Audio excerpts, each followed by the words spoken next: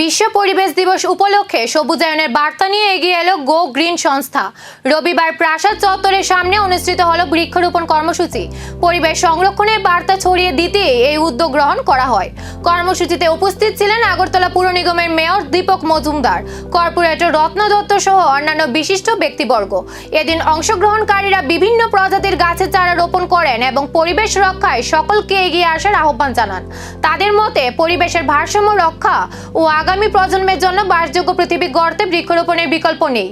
আয়োজকদের বক্তব্য, শুধু একটি দিনের কর্মসূচি নয়, বরং পরিবেশ সচেতনতা বৃদ্ধির লক্ষ্যে ধারাবাহিকভাবে এ ধরনের উদ্যোগ গ্রহণ করা হবে। পরিবেশ রক্ষার বার্তা নিয়ে চারা রোপণ করা হলেও এই চারাগুলো যথাযথ পরিচর্যা ও সংরক্ষণই নির্ধারণ করবে এই উদ্যোগের প্রকৃত সাফল্য।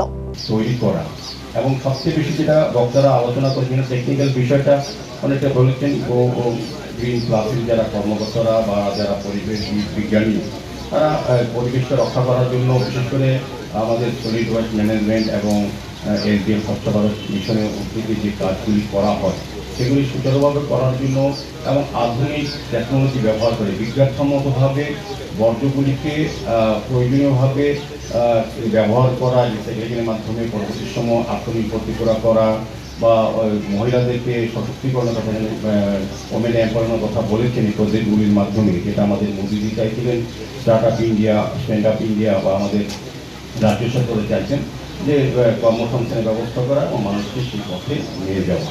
তার মধ্যে বিশেষ বিশেষ কিছু কর্মসূচি করা হয়।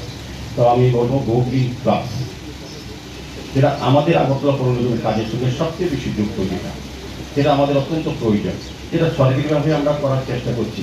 আগরতলা শহরবাসী, আগরতলা শহরে 11টা ওয়ার্ডে আমাদের 1,38,000 হাউসহোল্ড আছে।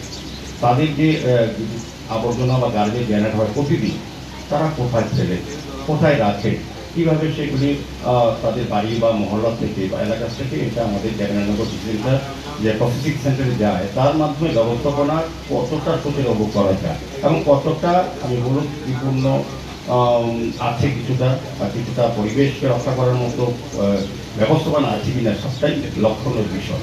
তো গো গ্রিন প্লাসের যারা কর্মকর্তারা যে আলোচনা রেখেছেন, আমার মনে হয় আমাদের যে সিস্টেমটা আছে এটা অনেকটাই উন্নত ধরনের। তাদের চিন্তা ভাবনাকে যদি আমরা আমাদের ভাবনার সঙ্গে রাখতে পারি, আমার মনে হয় এই ধরনের সামাজিক সংস্থা বা পরিবেশ নিয়ে যারা আলোচনা করেন বা গাছ লাগানো হলো, কিন্তু সেই গাছ কতটা বড় হবে এবং কতটা সবুজ ফিরিয়ে আনবে শহরে, সেই উত্তর দেবে সময়।